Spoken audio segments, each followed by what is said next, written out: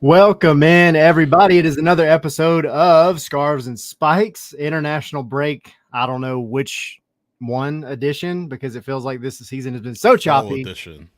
Yeah, it's been back and forth. Atlanta gets it going, and they have a couple matches, and then there's a break, and we're back at it again. Decision days coming early up. fall edition, because there's a late fall edition too, right? Yes, That's there right, is. in November. Like right now between we're MLS in Cup. We're in Georgia's like playoffs, false so. fall, I think. I mean, not really. I mean, it's like in the mid-high 70s here. I don't know what it was in Ohio. It's beautiful. 60s. Beautiful is what it is. So it's hockey jersey weather. I love it. Yes. Also, by the way, a very special day. We're in our 40-something episode. Somebody else who is also 40-something. As of today, it's Tommy. Happy birthday. Woo! Look at that. I brought you you something special. You ready for this? Oh, no. Oh, this is cool. Are you ready? Yeah.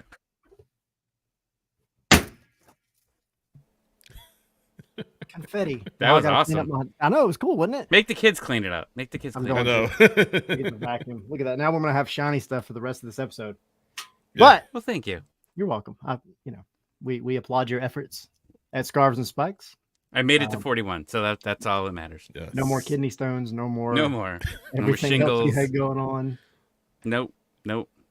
Maybe not. We'll see. Don't put that evil on him, Ricky Bobby. Right. Not yet. So how y'all doing? Yeah, doing good. It feels weird. It always feels weird, like when there's a break. This is just a weird time, right? Like the last match of MLS is October 21st. And you have this nice big break between the last time Atlanta United played and when they play FC Cincinnati. So it just feels weird, the timing. I mean, FIFA, they don't have anything. They can't do anything about it right now, obviously, because these schedules are made at totally different times. But I feel like there could have been some give and take between MLS and FIFA just to make sure that these dates are a little more compressed or closer together. But it is what it is. But yeah, scheduling, feeling good. I was gonna say scheduling has to get better, right? Like you have a huge matchup this weekend, right? There's one matchup. It's with Nashville and Philadelphia, right? I think, or New England, I don't remember. Chuck. There's one. It's because it's the two teams were sandwiched in between. There's a game in hand. Yeah, Nashville, New England. Yeah, Nashville, New England. Like that's a huge game, right? Like that's it. For playoff purposes. This is major, and you've got players away on international duty. Like this game it's the only one game this week because of international duty, but still, like this is a huge one for the standings for both teams, and it's huge for us because we're gonna know by the time our show next week what we have to do to make sure to avoid the 7th seed. Yeah, and Atlanta United already know that they won't finish any higher than 5th, I think. Yeah. So they already know that, and as things stand right now, we'll talk about it a little bit later on. They would play the Philadelphia Union in that best of three. First match in Philly, second match in Atlanta, third match in Philly, if necessary, which feels apropos this time of year for different reasons. Yeah. But Braves or one yeah, example right now. exactly. But yeah, like you said, Tally, LA United will kind of learn their fate by next week. But yeah, again, it just feels weird. And I feel like that's one of those things that Don Garber is really in Infantino's ear about, along with, other, well, I will say other leagues, but other leagues are scheduled a little bit differently. Like, so we talk about like the match calendar, matching it up with Europe and all of that. This kind of fuel to that fire. But yeah, don't want to just maybe kind of an aside to, some of the other topics going on today. But yeah, again, Atlanta, Philadelphia, if the playoffs begin this weekend, I guess. So Yeah. And I wouldn't be surprised, this is a topic for a different show, a different day, probably in the off season, but I wouldn't be surprised to see MLS probably change things up a little bit next year. You have so many factors like the Apple TV deal, Messi coming in, which say what you want to, but if anybody's going to change it, it's going to be Messi. Right. And I think it needs to just fit in a little bit better with some of the international breaks. I always go back to Atlanta versus Columbus in the beginning of the season. Right. And Atlanta had momentum going into that match, and then international break. And it's not an excuse because Columbus also had a lot of folks out as well, but it just messes up so much momentum. And it really, really messed up Atlanta for that one. 6-1 loss up in Columbus was terrible. But, hopefully now that the kinks have been worked out with the Apple deal, you've got Messi settling in. They didn't make the playoffs. Miami didn't. And so they're going to be coming back around. And, next season's a new season to kind of see where they can fine tune some things. I can't believe we're still having the playoffs without Messi. Like, why don't we just cancel? I know. I was going to ask, are you guys relieved about Atlanta, or not Atlanta, Messi not being in the playoffs, Miami not being in the playoffs? I don't know how you guys feel about that. I'm kind of indifferent. I'm a little bit indifferent. I'm sure MLS would have been just off the chains excited to see Messi in Miami in the playoffs, just based on where they've been, where they've come from. But it's not going to happen. So kind of a bum deal for MLS and Apple, really. But I don't know. I'm interested in how you guys feel about it. Indifferent? Are you guys? As an Atlanta fan, I would be perfectly fine if Atlanta never had to play Messi ever. And that's just a big, knock of respect to Messi. Like, he's a great player. He's going to come on the field. He's going to change things. Unless it's turf. Or he had pizza the night before. Right. No, but I mean, I love that Messi's in the league, but as an Atlanta fan, I don't want to have to play against Messi. Period. So, yeah, I'm happy they're not in. Also, Atlanta's got to handle their own business in front of them, which right now would be Philly. And that's not going to be easy. So at the end of the day, you might not have ever made it to play against Miami, but I don't care what team you are. I think you should be happy that you don't have to worry about that potential in the playoffs. Yeah. No, I agree. What do you think, Tommy? I'm fine. I don't care. Fine with it. If Messi's not there, whatever. Like, it is. His time will shine next year, right? As long as he stays healthy, right? That's obviously a huge part of it. And the MLS schedule is condensed, right? People have been complaining about that for the past couple of weeks. How does that change? You're getting these older guys, right? But these older guys can't hold up, as I say, as I turn 41. But you get tired quicker, right? And you're more sustainable to injuries, and that's gonna be part of this. Is they're gonna have a lot of load management throughout the season, and I'm interested to see how they treat him going into next year. How many times they're gonna play him, because that's what it's gonna be. That's what's gonna be interesting. It'd be funny if they somehow make Miami not have as many midweek games just to keep him healthy. And the rumors that kept popping up, right, which I think it's so funny. I still to this day think if I could just come up with a halfway decent, believable Messi rumor, I could make it big on Twitter or whatever. But like the whole thing pops up about, he's going to go to Barcelona on loan, or he's going to go to Saudi Arabia to close out his career. right? Like, I don't understand where this stuff comes from. It's just like MLS blatantly haters. made up. MLS haters too. That's true. Yeah. And face it, the entire world except the United States are MLS haters, right? Yeah. That's what they are. Unless you have to go buy the MLS package to go see Messi play. Then all of a sudden they're like, all right, we'll pay the money to see him play. Uh-huh. But the entire world hates MLS. So these rumors are gonna be flying all off season. Messi unhappy they didn't make the playoffs. Whatever. The best thing for Messi right now is to have 4 months off, I think. Right? I mean, go do your international duties, everything with that. Miami's going, I think, to Asia, right? If I'm not mistaken. Or that's the Galaxy. Who is it? Somebody's going to Asia. But anyway, one of the MLS teams that recently announced they've got some friendlies they were eliminated from the playoffs, and so they're going to Asia for a couple of friendlies. I thought it was Miami. For some reason, I thought Miami's name was in there, but yeah, because I'm getting confused with some of the ones they threw out in South America as well. But at the end of the day, he needs to rest. I mean, he's been going nonstop more or less since before the World Cup a year ago, almost. So I think if you're a Miami fan, like, you want him to rest. Don't go anywhere. Just go relax in Miami with your family. Go to the beach a little bit, heal back up, and then come February, dive right back into it. But he needs a break. Same thing with Yorgos Yakimakis with us. I mean, we've had that conversation. He's been playing soccer nonstop for almost 2 years now because of the way the schedules have worked out. Got to give him a break. Well, he won't get one this week because Nope. I don't know if we want to kind of transition so to the international break. We got the international duty stuff. Really quick before we do that, scarvesandspikes.com. Y'all go check it out. That's our website. We got our articles up. We got all of our shows that post there.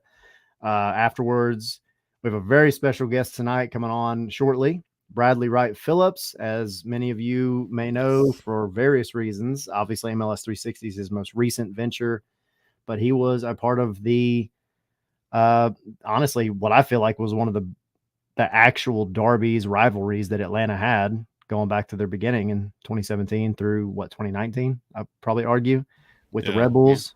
He was a big part of that. Hated the Red Bulls then. Hated him. Yeah.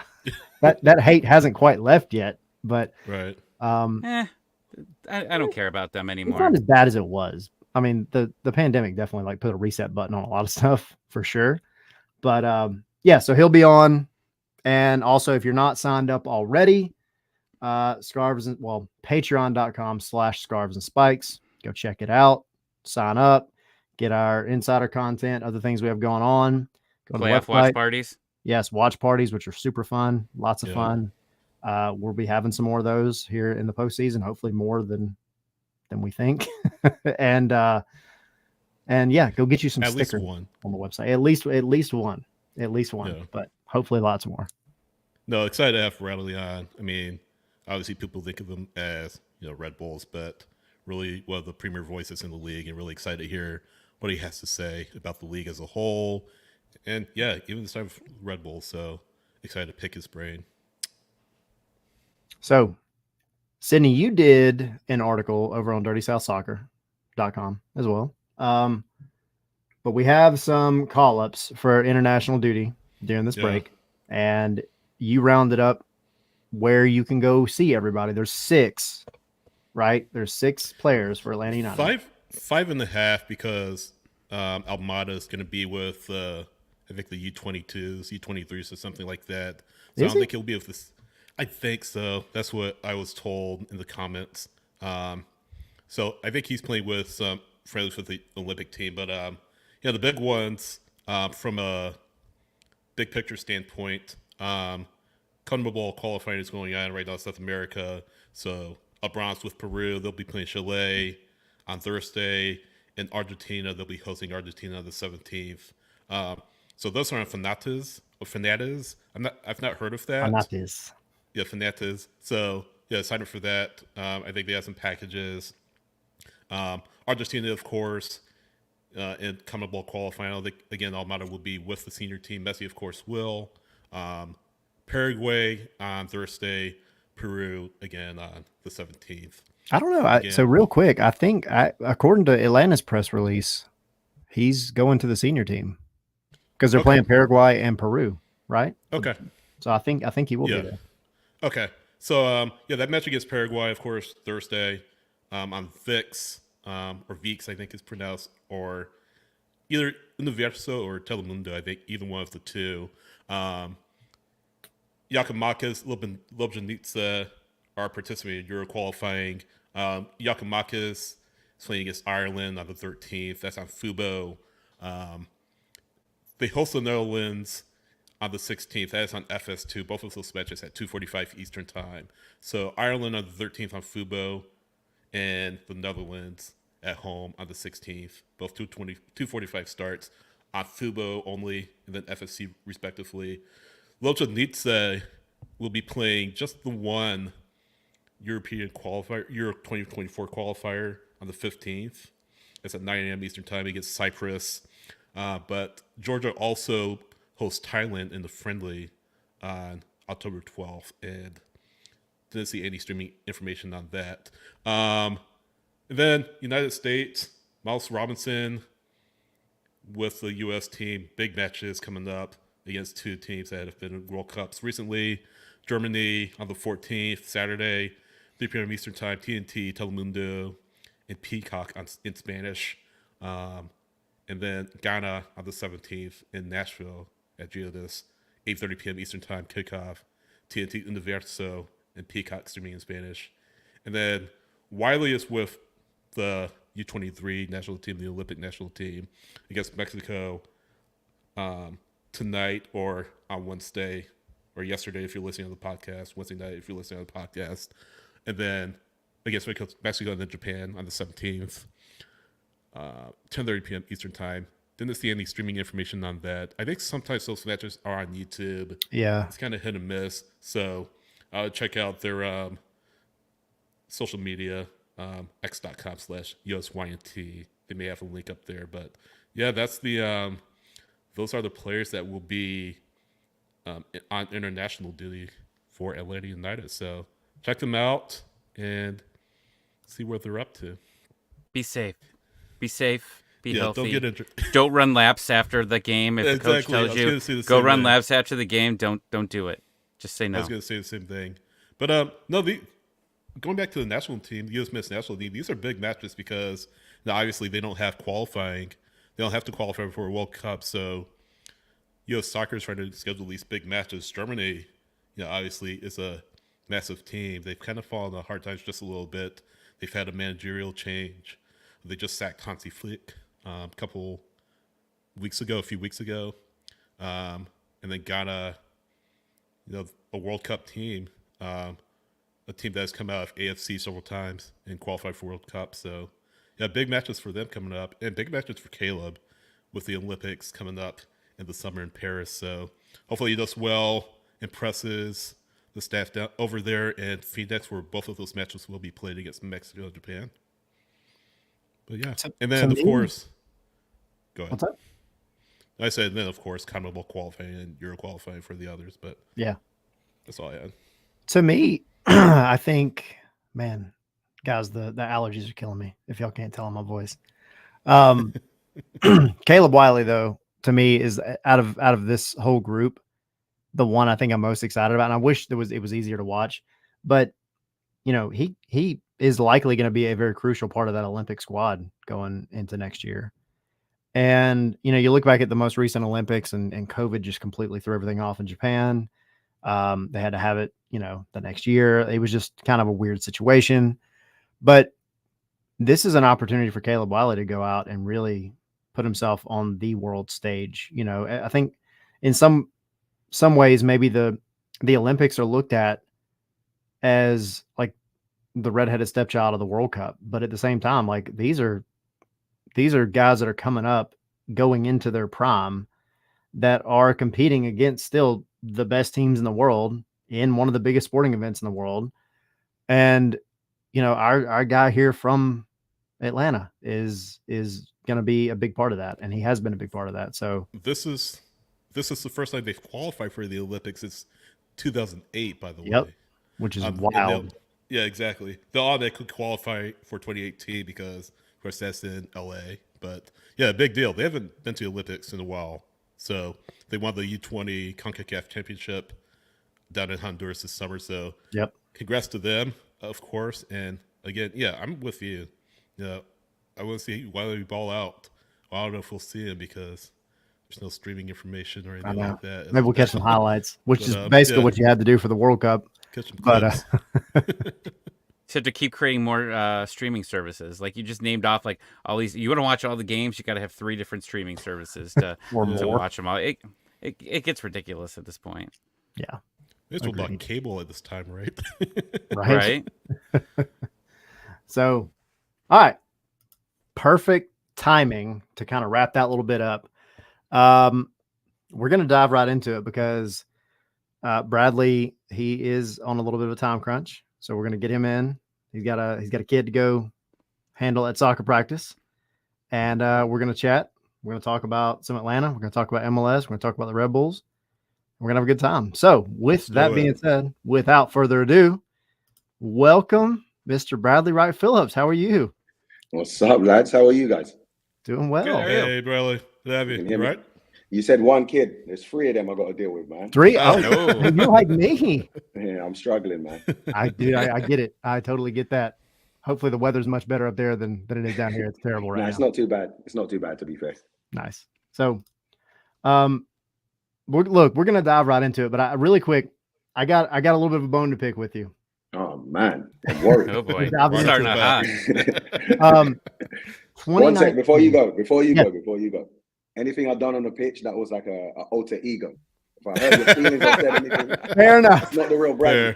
We'll get there. We'll get there. Yeah, fair enough. No, so 2019, Okay. I had to go back and double check because I've been thinking about it since they said you were coming on, which by the way, like shout out to you for real for coming on to an Atlanta United podcast as an ex Red Bulls player No during problem, man. I love the during game. that time. 2019, man, you came down to Atlanta and you played Atlanta to a 3-3 draw here in the Benz. And Yeah. you were the one that scored at the time, it was the go-ahead goal in stoppage time. That was the first time I had ever been down to the field in Mercedes-Benz Stadium. Oh, yeah. So I got to watch you and get very angry with you as you scored that goal. And I was so mad. And then it ended up being a draw. One of the best games, I think, for a neutral that year. But I just got to say, man, that day I was a little frustrated with you. I'm not going to lie. That's crazy. My bad. Hey, do you know what? You said it though. That game for me, like since I played in the MLS, that's one of the most enjoyable. Just the atmosphere, just up and down, so many different things, drama, good players on both sides. It was a really good game to be involved in. Yeah, that was a wild one. And in the atmosphere, I mean, that was one that they had the whole place open. It was 1,000 people or whatever. It was crazy, man. You know what? I'm never captain. I never looked at myself as captain material, but that day I was captain, so I had an extra pep in my step, and I was up for that game, man. Well, you got us, man. You kept kept that streak alive with the Red Bulls. Y'all had Atlanta's number, man. So,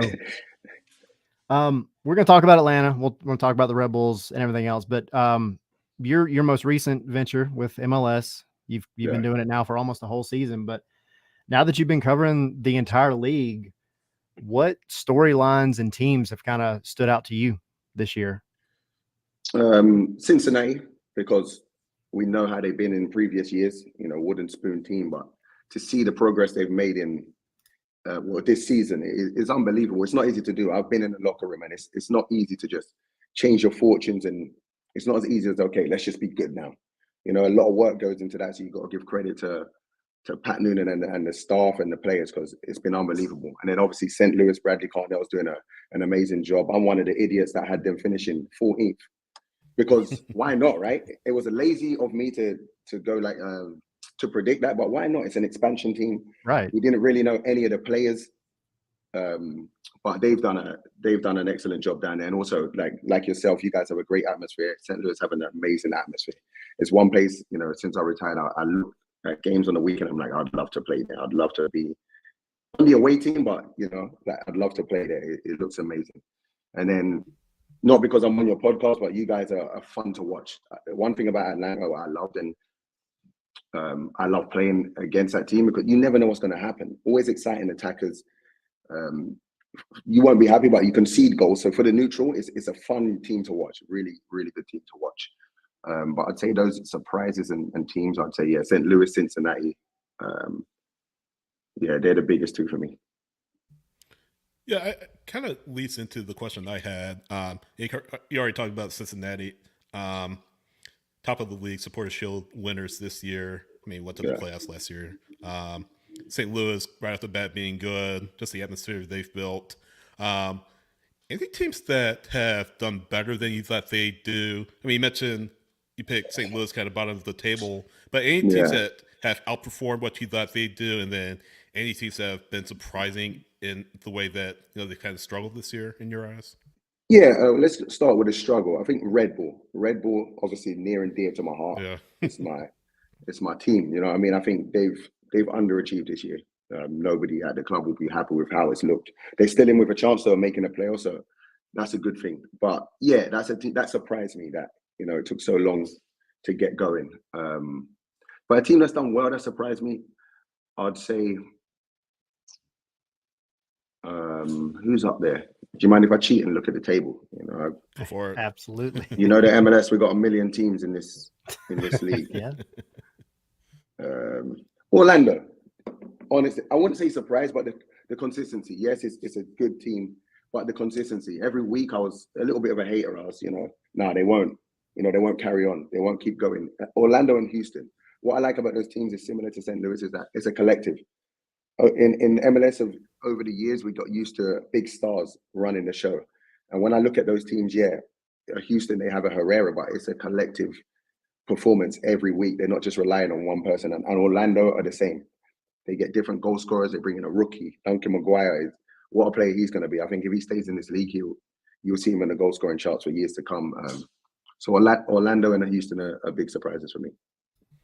Yeah, I agree. Maguire, definitely, really classy player, and I think Orlando found the star in him. I kind of want to tag off what you said. So we had somebody on, just recently who full well, Steve Kingelosi, and talking about Red Bull and how they kind of struggled this year. It still got half a chance to make the playoffs this season to extend that streak, but as an outsider, as someone who's you've obviously played with your club legend, right? As someone who now is on the outside looking in as a member of the press and as, I guess, sort of a neutral, so to speak, I am a neutral. Yeah. but I guess what's kind of gone wrong for them? I mean, they've not performed the same way they have in previous years. I mean, this was one of the teams that were top of the table, near the top of the table year in, year out. I mean, what's kind of gone wrong for them in your eyes? Looking in, I hate going this route because I was a forward, and this isn't that one person. The team. When I played and scored goals, it was because of the team. We had a way of playing, and chances were easier to come by because we had that way of playing. I'd say the defense for Red Bull have been really good. It's top half of the table performance from the defense. From the team on a whole. But it's just the strikers haven't showed up. Throughout the season, and it's cliche, but to win games, you need goal scorers. You need, someone that puts the ball in the back of the net consistently. I know the talent's there. They just, for one reason or another, they just haven't been able to put it together, and I think that's cost them throughout the season. So I had a question for you about Atlanta, but I have to ask this question because I go on rants about it all the time. But as somebody who played in this league for quite some time and recently played in this league, what is the big struggle when you're playing away in MLS? I understand, like, obviously the travel, it's a lot bigger. It's bigger than, England or pretty much anywhere in Europe. Yeah. But it seems like that it gets thrown around a lot. And I understand, like, it's not as an excuse, but also there is a valid reason as to why it's not easy to play away. But in your eyes, I mean, Orlando and Red Bulls this year, two teams that actually have been pretty decent on the road. Most teams aren't. But what's so difficult about it? Tyler, I wish, being the expert on the show, I wish I could answer that for you. I've literally spoke to teammates and been like, how could it be so different? It's grass or whatever. It's white lines. It's two nets. Right. Why is it so different? I honestly can't put my finger on it. But how obvious it is that the home team has like such a big advantage is crazy to me. If I can figure it out, I'll message you, I'll tweet you or something. But honestly, I don't have the answer. I think if you figure it out, man, like let us know first. Right. There's a way to make some kind of money here. I think. Yeah. No, it's a tough one. It's weird, man. It's weird. Yeah. But let me say this. I do know, like you brought it up, I do know I struggled with the travel. I'm talking about living in New Jersey and traveling to, to Vancouver. These are hours, then time difference. It does play a part. I don't know if that's the reason, but it does play a part. I So can definitely see that. yeah. So, and again, I know we could have that conversation for the rest of the night, honestly. But all right. So, kind of pivoting a little bit back to Atlanta, being part of the 360 crew and everything else. What has kind of been y'all's conversation? Because Atlanta has been like all over the place this season. This, I don't think it's a secret. The summer transfer window was good, but amongst you guys, what have y'all's conversations been like about Atlanta throughout the season? It's earlier in the season, it was, I feel Miles Robinson got injured. So it was, when he's playing and fit, there's stability at the back. The biggest conversation points have really been not conceding goals, because it's clear you can score goals. You have one of the best number 9s, one of the best number 10s in Thiago Almada. So you have those attacking pieces. You signed Silva. Mayumba shored things up in the midfield. Sabra on the other side. So you have all the attacking threats. It's just don't concede so easy. It felt like everything was just based on attacking and there was no balance. It's just like basketball almost. And it's fun, like I said, for the neutral.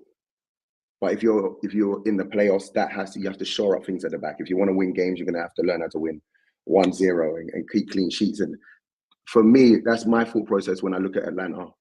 And that's, really been the conversation. How do you guys see that?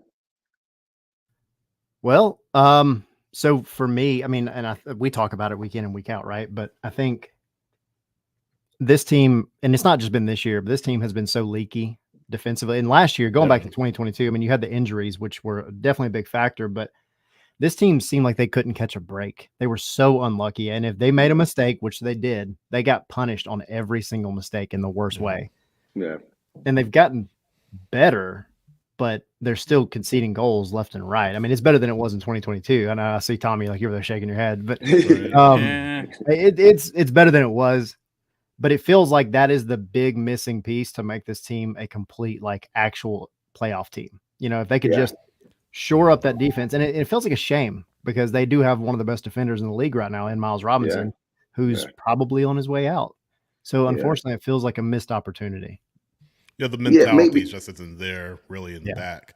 Exactly. It's the mentality. You can have Miles Robinson, but and I'm not saying it is, but if you just value attacking, then Miles Robinson is hard to defend like that. You need players in front of you that are disciplined to make his job easier. So I just think it's very focused on attacking. And like I said, I enjoy watching, like, Atlanta, Columbus, fun teams to watch. But also Columbus are another team that they will concede goals because, a lot of their ideas are about attacking, and sometimes it costs you. And it just happened this past weekend, right? They just allowed a last-minute goal to Miles. Yep. Exactly that. So, Atlanta, the Red Bulls, 2017, 2019. Obviously, it was, I think for most fans, this was the rivalry, right? Like, people tried to make Atlanta happen. There were some good games, but you knew when you were getting into Atlanta Red Bulls, it was going to be physical. There was going to be hockey scrums after anytime the ball went out. Jeff Lorenowitz is throwing players to the ground after the play. What a guy. It was just, you knew that game was going to be the must-watch game, right? And it felt like that. Yeah, and then the playoffs happen, right? Then you guys get into the conference finals, and this is it. One of these teams are going to MLS Cup. Going into that series, how did the Red Bulls feel? Because Atlanta never beat you before. No, yeah. Do you know what I would always say? And I'll speak personally. I hate stats like that. I hate playing a team throughout the season. You get the better of them most of the time, and then when it comes to a play, it's hard. If one of me and you, Sydney, you look like you'll beat me up. But if we have 3 fights and I get the better of you, the fourth one, you're coming with something. You're coming with. I don't think it's so. Not gonna. But it's not gonna be as easy as the last ones. You know what I mean? And going into those games, that's how I felt with Atlanta. I'm like, they're too good to get by them this easy. I knew it was going to be tough. I feel like it's at the game as well. I had a goal disallowed. It was, yes. That was a Yep. big decision. We needed. I think it was. It the was right a screen. decision. They were saying there was someone screening Alex Brad. Neal blocked the Yep. So it was close, and going into the games against you guys, it was always margins. It was always thin lines. One mistake, and that was I didn't get nervous about many games, but when I played Atlanta United, I was always nervous because you couldn't really make a mistake, especially Almiron and Joseph Martinez. They're just too dangerous, and going into games like that is worrying for me. I used to think, oh, man, this team. Sorry, I might have swore there, but I'm just saying you cannot slip up once because you'll be punished. And yeah, we couldn't get over that hurdle. Still hurts me. Thanks for bringing that up. Sorry. I know it's a little sore subject. Sorry.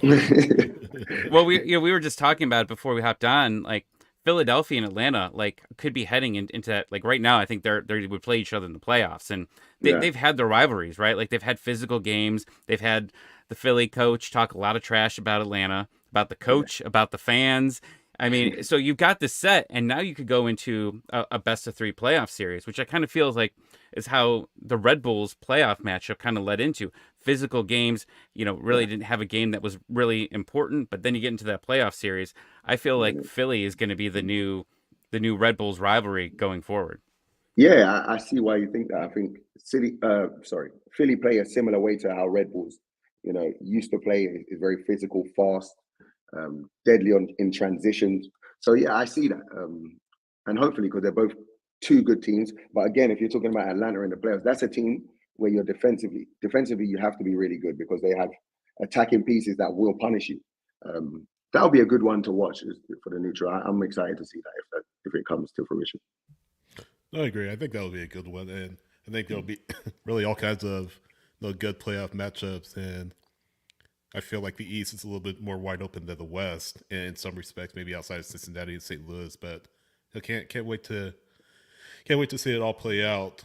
I do want to ask you, of course, 2018 when Atlanta met not you all, but met the Red Bulls in the playoffs.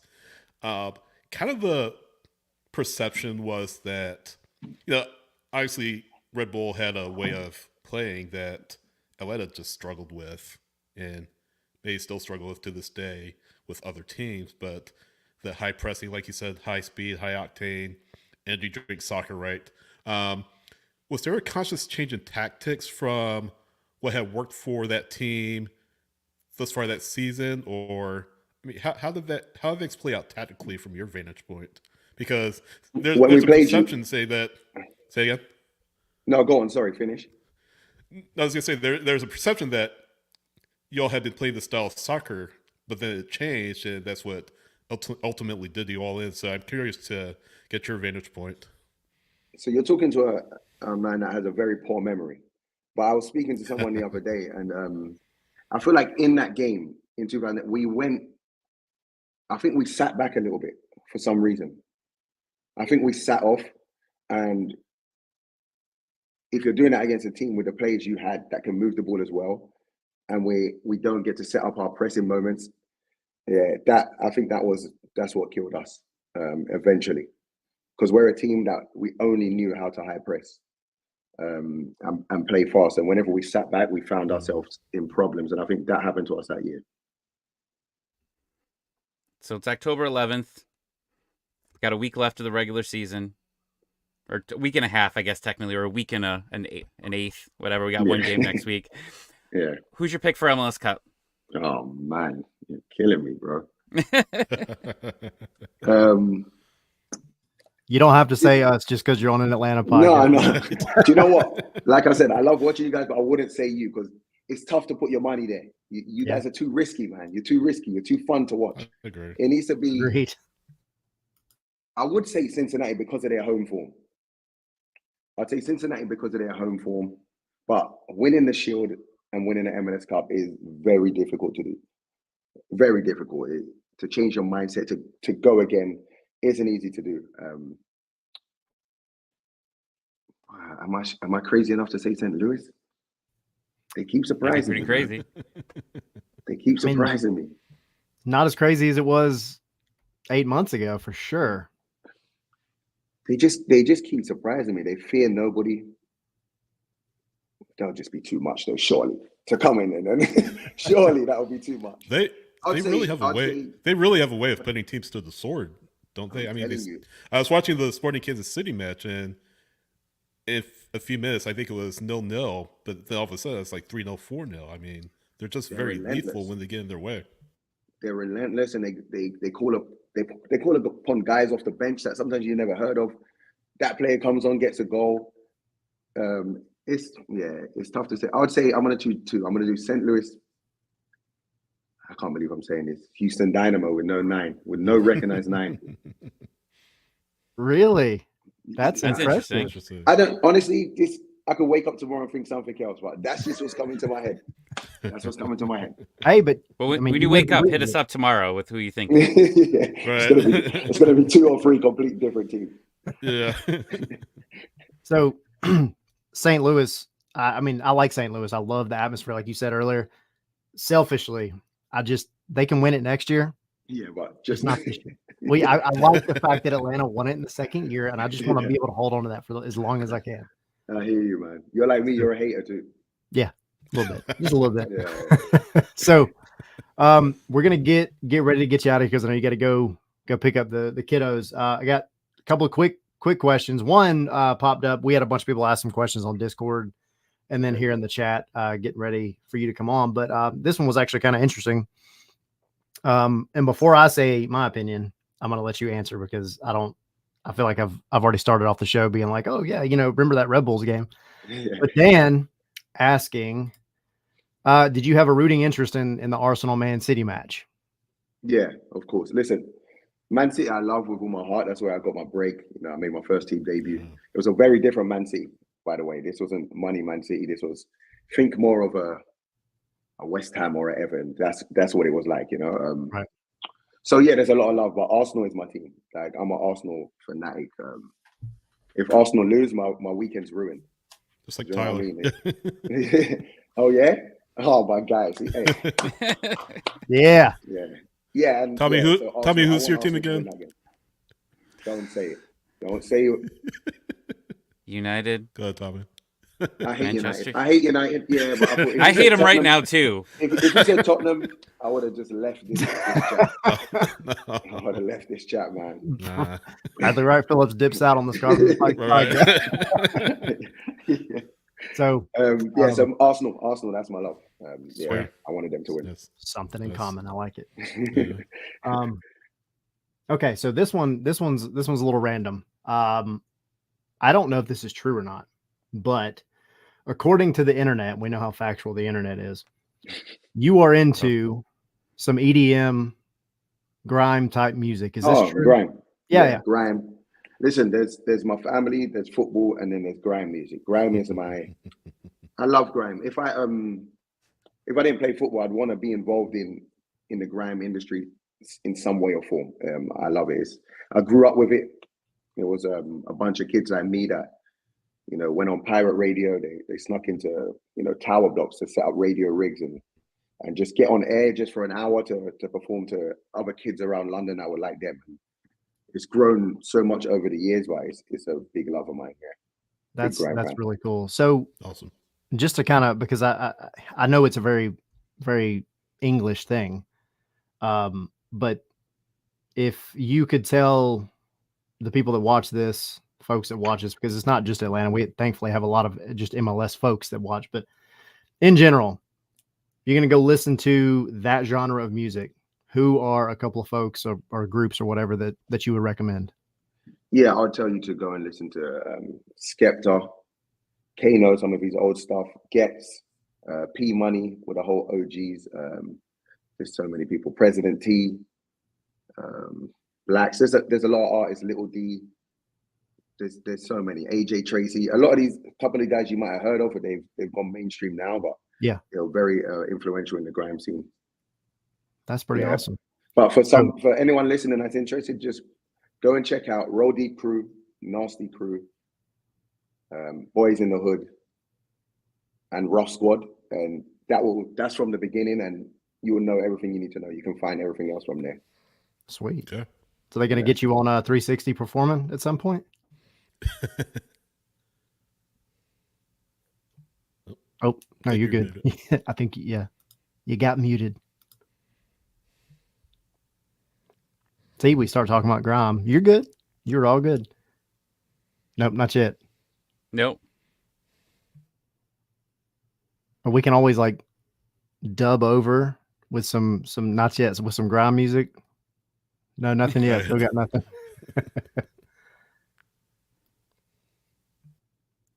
I don't know if your headphones just died, but Gotta charge the headphones. hey, you've done it. You've done it. Oh, mine's gone out all the time. Yeah. Yeah, I've done it. I mean, my It's the microphone worst thing in the will world. die in the middle of the show, or Siri will start talking to me. I probably shouldn't have said that. Right, exactly. Oh, Let's try. Hang on. I think you're still. Still can't hear you. Now if he unmutes, maybe.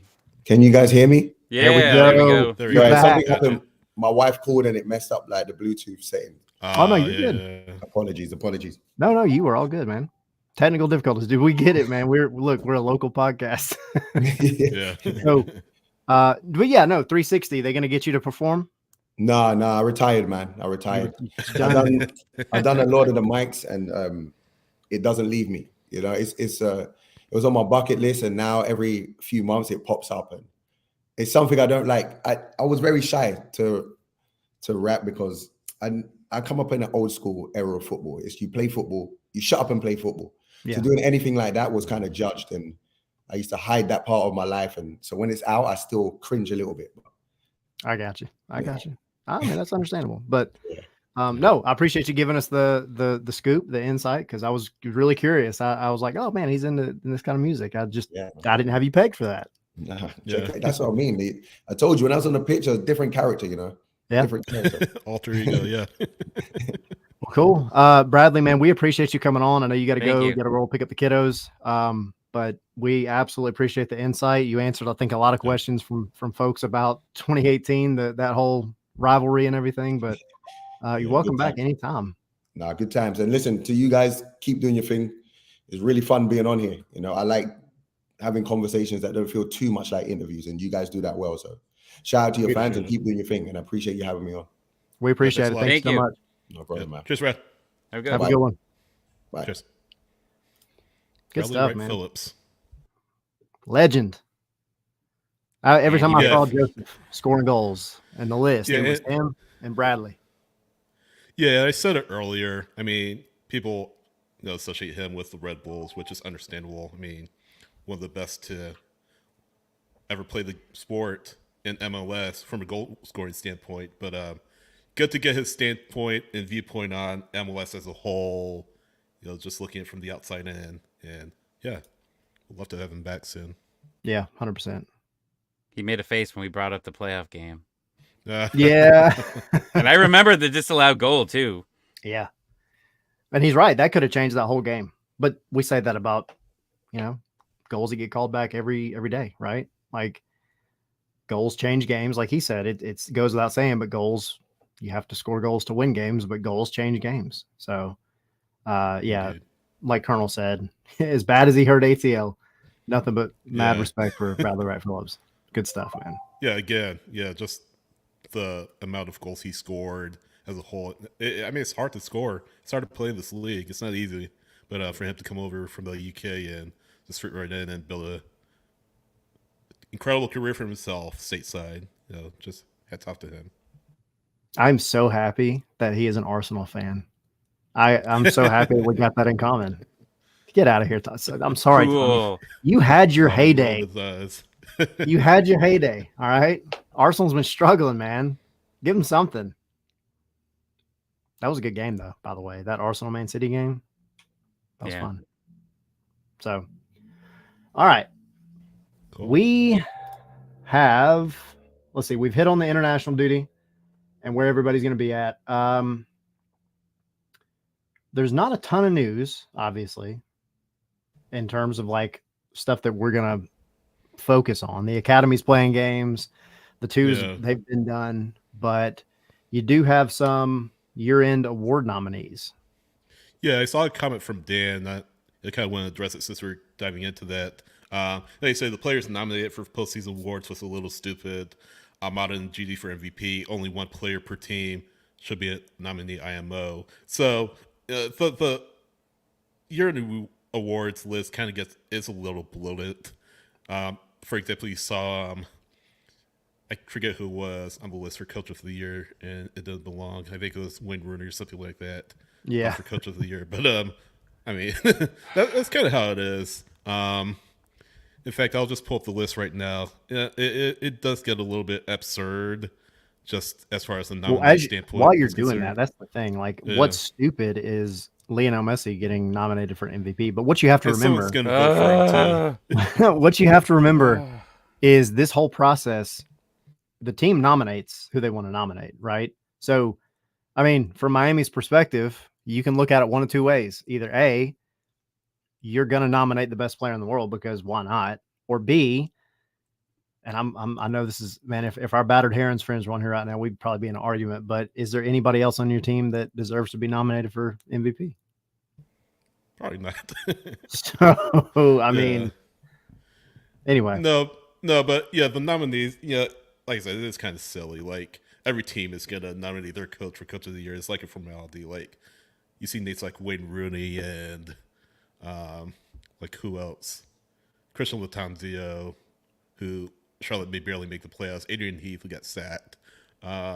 Vic Cushing, NYC might not make the playoffs. Greg Vandy, LA didn't make the playoffs. So, a little absurd in that standpoint. You got players like, or awards like Young Player of the Year, and guys like that, or guys on that list, Almada's included, Farias, Felipe did an article with him, or an interview with him on The Athletic. So I personally didn't check it out, but I might as soon as the show ends here.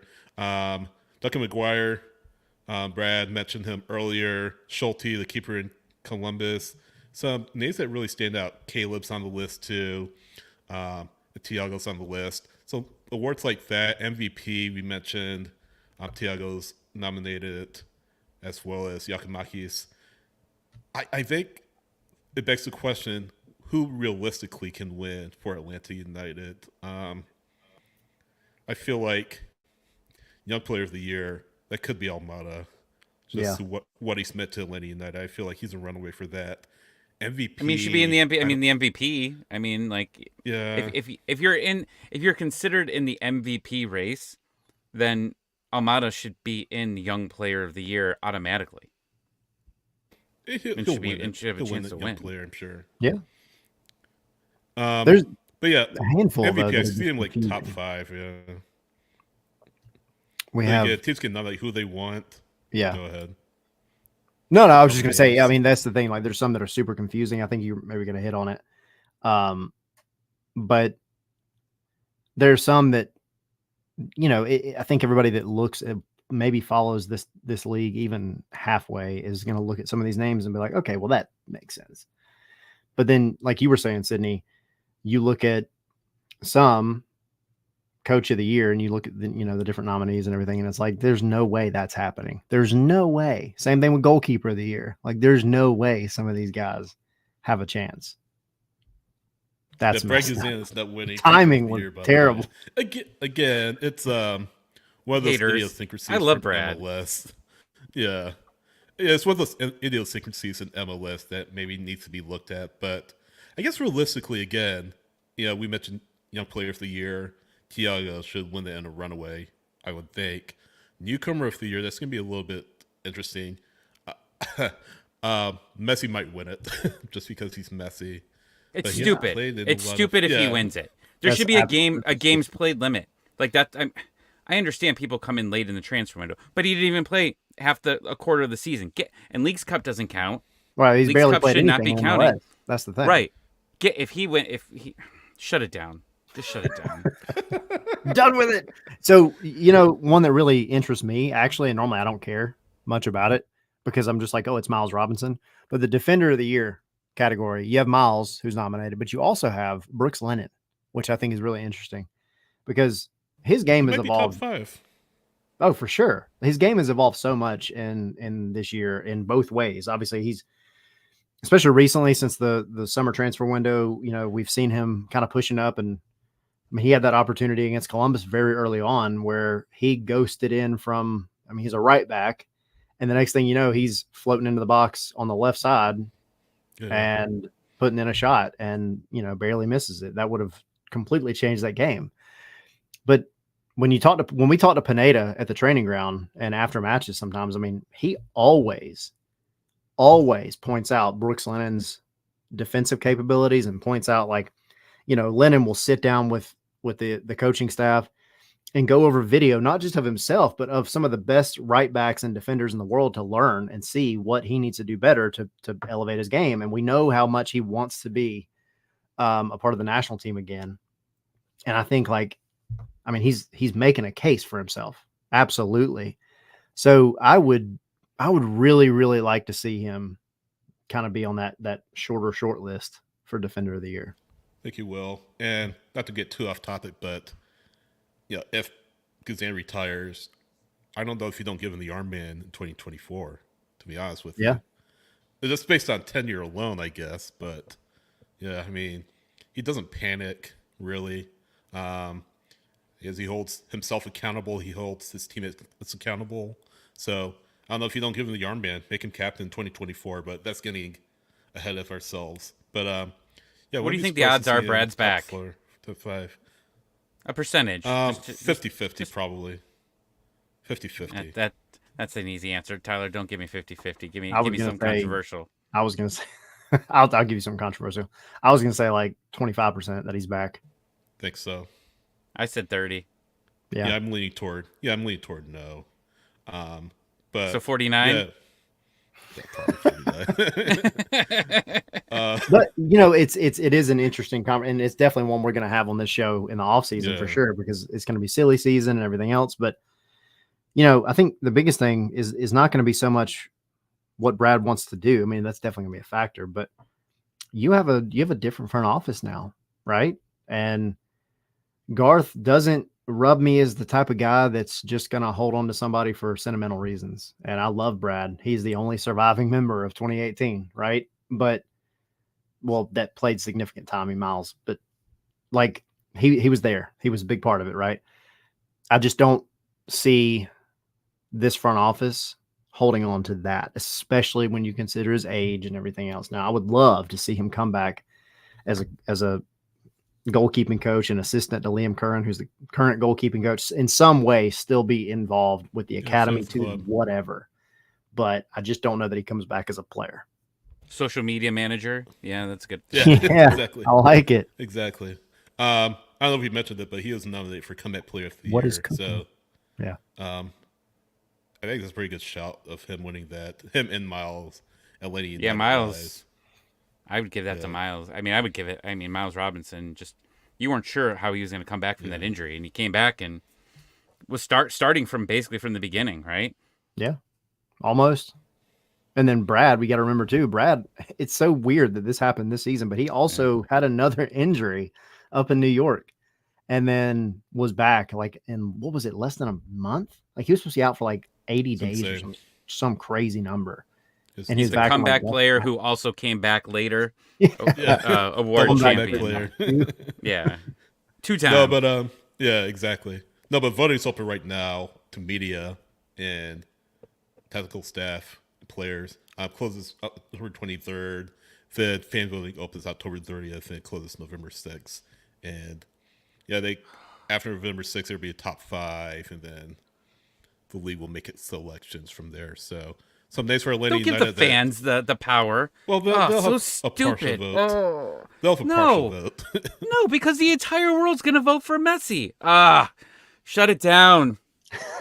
Turn it off. Shut it down. It's like all-star voting. And you could break that. Like, you know me voting, like things like the algorithm, like they break, and so that they have like an automated bot vote for Messi like every 5 minutes, and you got every country voting for Messi on bots. Get out of here. Take it out. Just give it to the media. Fans are stupid. I'm stupid. We're all stupid. Like, we're just going to vote for our own guys. That's what happens. Like, that's what you do. Atlanta United fans have never done that, by the way. Never. No, now we're losing to Miami and the entire world voting for Messi on everything. So one story that I do want to get, and I'm going to see if I can get some information about this. So there's the one last one to talk about, the Audi Goals Drive Progress Impact Award. Yeah. Really fancy That's way a of basically saying, like, that's a community long service. trophy to put that entire thing on it. But the Atlanta representative nominee is Machop Chol. And I know Machop is very involved in the community. He's also, with South Sudan. That's his home. That's who he plays for Yeah. internationally. Yep. Very involved. But I want to get some information to find out, like, what specifically, his community involvement, like what his project has been or whatever, because, Machop Chol is a super nice guy. You talk to him about South Sudan, he gets emotional, right? Loves his country, but he's been in Atlanta since he was 2. So Atlanta is just as much of a home, right? I would love to get that information and just kind of find out, like, what the driving progress in the community is that he's kind of right. Yeah. So. It might be out there, but yeah, obviously his connections to his country. So I'm like for you, I'd be interested to see what that is that he's involved in. But yeah, Stuver won it last year, so we'll see what was it this year. So he's up for it then. I saw Alec Can up for it in I see that, Cincinnati, a good friend. So and Darlington Nagby too. with Columbus. So yeah, award season's underway, and November 6th is when closing what closes. So what makes me laugh about this really quick? What? So when this first came out, like, I think we all put out the tweets about, like, what Atlanta players were nominated. There was two categories that I don't think anybody put any information out about that I've seen anyway.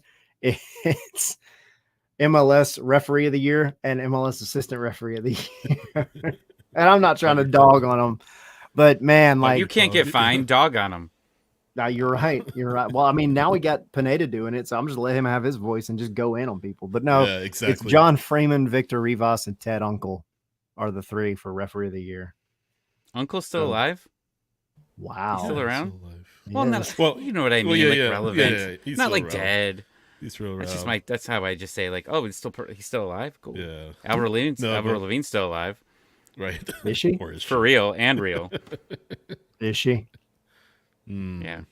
So that's our a show for the off season. Yeah, definitely. Exactly. All the conspiracy theories currently going on in the world. Let's talk about them on patreon.com/scarves and spikes. Yeah. / Avril Lavigne. / Right. Yeah. Guys, I'm looking forward to next week. We'll have a match to talk about, the final match of the regular season, and then after that we'll be in playoff mode. So FC Cincinnati on the 21st, decision day. I'm going. You're going. You'll be there. So Atlanta United will be learning their postseason opponent, probably. And let's hope that after that there are plenty of matches to talk about and not just 2 matches to discuss. We also need to go back to one of our first episodes where we spoke about our predictions for where they would end up. Yeah. I want to say I said 5th. I know a lot of people were saying 4th, 6th, but I want to go back so we can bring that back up and bring the receipts and everything. And then maybe I'll get this last one right so I can tie Tommy for the other prediction race. One game left. If not, I win. Back. Yeah. The golden prediction trophy going to maybe Tommy. What's the tiebreaker though? Coin flip. Playoffs. Goal differential playoffs. Yeah, maybe. I like that better than a coin flip because I'm going to lose that every time. Do not have the luck of the Irish going on. No. Thanks guys. As always, scarsandspikes.com, patreon.com/scarsandspikes, all that fun stuff. And I think we're done. You guys got any closing thoughts before we head out? I was told I was supposed to do a birthday shot on this. That was what I was told. So I brought my Green Ranger shot glass. What's in there? Wayne Gretzky whiskey. Oh. And what is since it? I'm 40, I had to drink out of the Green Ranger thing, and I had to bring my Morpher. Now, you would think that I've had this since I was a child, but one night drinking about 3 weeks ago, yes, I bought the green Power Ranger Morpher because his name was Tommy. So I just had to bring it all into to this. And let's go Atlanta United. Yeah, we've had some good show and tell lately. Vamos. Sydney, it's your turn next. What are you bringing next time? Well, my birthday's in May, so I'll need to think about it. Well, it's okay. I mean, You can bring anything you do want it. next week. Oh, next Bring week, you something mean? fun. Yeah. Yeah, just bring whatever you want. Oh, okay. I'll think on it. I'll think on it. I've No still got- fireball shots, Bruno. Probably no alcohol, but I'll think on it. That's okay. Look, I brought Yoshi onto the show before, so I mean, everything's I game. won't be here next. I won't be here next week, by the way. So Oh. Tyler and Tommy alone. I'll be here the week after. So Holding it down. yes. So- All right, cool.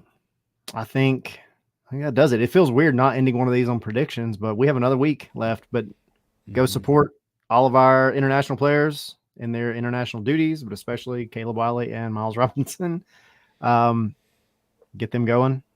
Watch at least the U.S. Maybe not Caleb Wiley, but at least you can watch Miles against Yep. Germany and Ghana. Ghana.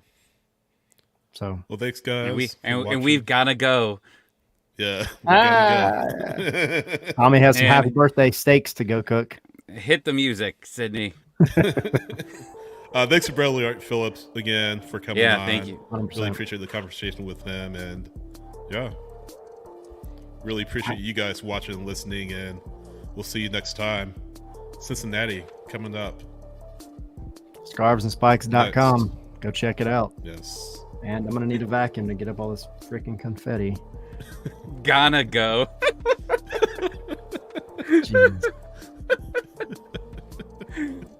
We got I the after peaked. dark early. I've peaked.